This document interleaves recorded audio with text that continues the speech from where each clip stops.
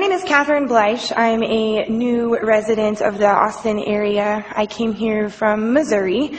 I founded an organization in Missouri called the Liberty Restoration Project, and we focus on personal privacy as well as state sovereignty. And I became very much so involved in fusion center research after the Missouri Information Analysis Center in Missouri profiled me as a potentially radical, violent militia member because of my political beliefs. So these fusion centers have a very intimate impact on my life, and that put me on a track of in-depth research. Our organization partnered up with TAG, and we've been traveling the country visiting fusion centers and speaking to people in their communities about fusion centers and how they can get involved with them. And thankfully, in Missouri, we were successful in having that report that I mentioned that profiled people like me who support various political ideologies. That was retracted, and we went through 4 legislative hearings with our state legislature in order to get this situation dealt with, and it's an ongoing process. We're still dealing with it up there. I have moved down here, but our organization is still focused on that. Unfortunately, no one's been held accountable for that. Yeah, the director of the Fusion Center, they lost their job, but they got moved to another department. They still have a taxpayer-funded position, and the repercussions of that document are still reverberating throughout the nation right now. So I want to speak to some concerns that I have with this fusion center moving forward today, and I want to ask that you all consider the gravity of the vote you will be making. If you do choose to move forward with this, I fear it is in haste, and I feel that you may regret that decision because the opportunity for even more scandal to rock the Austin area is huge. If you consider that in Arizona, we were told by their fusion center staff that if you're planning a rally in Arizona, they will run your name through a fusion center database with no criminal predicate, although criminal predicate is what they're supposed to be based upon, correct? The Maryland State Police, through their fusion center, entered 56 anti-war activist names into a database, a terror database. You have in Oklahoma, we visited them earlier this year, and they said that other than them, there were only 2 other fusion centers in the nation that had privacy policies that were accepted by DHS. So that shows you right there that, you know, the privacy policy that y'all have been working on down here, that's a living document, and it may or may not be as constraining as some of the activists here originally thought, especially considering most fusion centers operate without one. And in the Seattle Fusion Center, there was an FBI analyst who was assigned there by the FBI, but he worked for the State Fusion Center, and he spent 2 years infiltrating an anti-war group to the point where he was managing their databases and sitting down intimately in their meetings.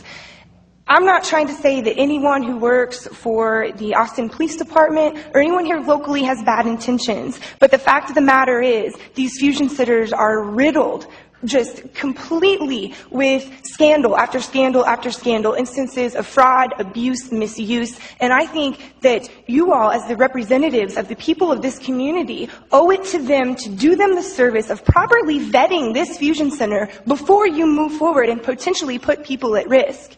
And it goes further than that. Not only was I profiled for my political beliefs by my government in my state, and I had to fight to have that retracted, but because of that fight, the Southern Poverty Law Center, an institution that does training for fusion center staff, now has my face and my name up on their website, a website that is designed to identify people who commit acts of violence and hate and who are racist, and that is not me at all. Those are the people who get paid by the DHS to train fusion center staff on how to identify potential threats.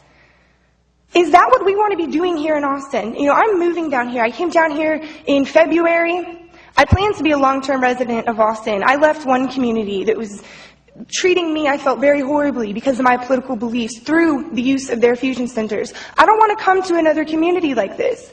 And when you consider that you guys do have no refusal weekends, where you do take blood from people forcibly, when you consider that just a week ago that grant application still was calling for the Fusion Center to assist in the implementation of rapid inoculations in the case of a mass crisis, It begs me to question, if you're willing to forcibly take something out of my body, how do I know you're not going to forcibly put something into my body? And I don't think that law enforcement or a fusion center have any role in that whatsoever. I want to feel safe around my law enforcement community, and I know that there are good people who work in the Austin Police Department. I've talked to many of them since I've moved down here. I know there's good people in the Missouri Police Department as well. But unfortunately, since 9/11, which keep in mind, it was the 9/11 Implementation Act of 2007 that gave legislative backing to DHS to start creating these fusion centers. I encourage you to check that out. That made the 9/11 Commission report. It gave it legislative backing. Now, when you talk to law enforcement, people who got involved in law enforcement after 9/11, these are people who either, for the most part, they were deployed to Iraq or Afghanistan. They're used to using facial recognition technology, iris scanners, types of technology that is not currently used here in these United States. But these are individuals who are over there learning to use this stuff on people who were not protected by the Constitution, particularly since the Patriot Act came around.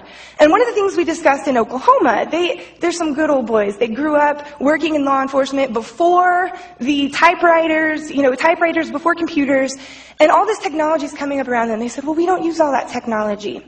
And what we brought to them was the question, what happens when some young kid who's been using this technology all over the globe takes your spot? Now, that question was answered when Ben and Kathy visited the Portland Fusion Center, and a young veteran had just accepted the position of Fusion Center Director, and he said to Ben and Kathy, in front of their privacy attorney, I thought I had a new toy. I was going to get to play with all this new technology and use it in all these creative ways, and they had a privacy attorney, basically like a leash on this guy. And I think that that is something we need to consider. Just because the people right here, right now, don't have the plans or intentions to use this fusion center in a negative way doesn't mean the people who come up after them won't. And it doesn't mean that we shouldn't be doing everything in our power to make sure that everyone is protected adequately from such potential abuses and misuse. Now, the last thing I'd like to leave you with is my concerns with any community that is tying themselves to the Department of Homeland Security. I'm sorry, but I find them to be an unconstitutionally operating department of the federal government, first of all.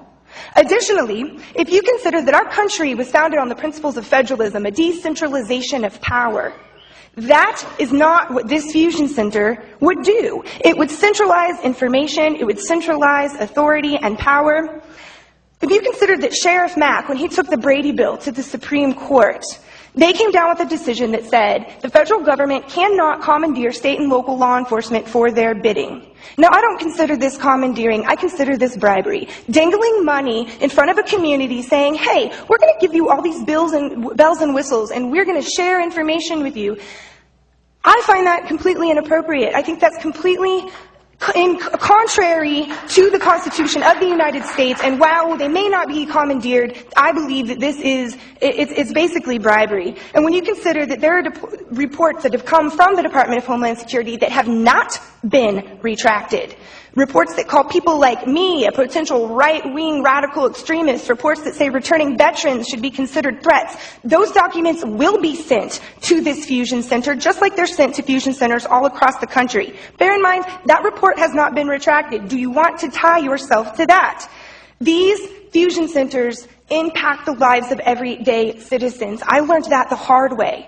And I can give you story after story about the negative things that come from these fusion centers. There's positive things too. I understand communication is something that's needed between departments and agencies. I understand that. And I think there's a role for that. But the two things that I would ask of you all to consider: one, please take your time with this. Make sure that before you move forward, the people in your community are protected. I don't want to move from one state where I just got done dealing with the Fusion Center scandal to another city that, I'm sorry, but is already riddled with scandal. And I don't want you guys having the authority, and not you guys as individuals, but as an institution, having the authority to collect information and to track information and share information with DHS, with FBI, And some fusion centers share information with private companies and with foreign governments.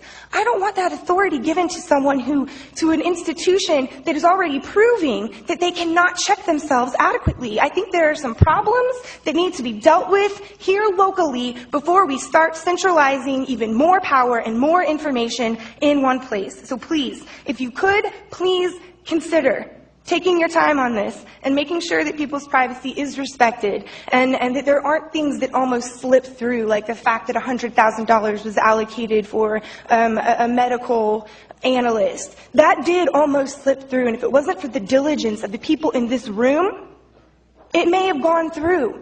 But the people here are working hard because they believe in this community, and they gave up an entire day. Some people were here with their kids from 10 a.m. to 5:30. These people care, and I hope that you all, through your voting today, show that you do too. Last thing I want to say before I walk away is just to consider that right now, we are funding our own oppression on the backs of generations that may or may not have the choice to live a day without surveillance cameras, retinal scanners, and they may not be able to have this choice because of the decisions that we are making today. I hope we choose wisely. Thank you.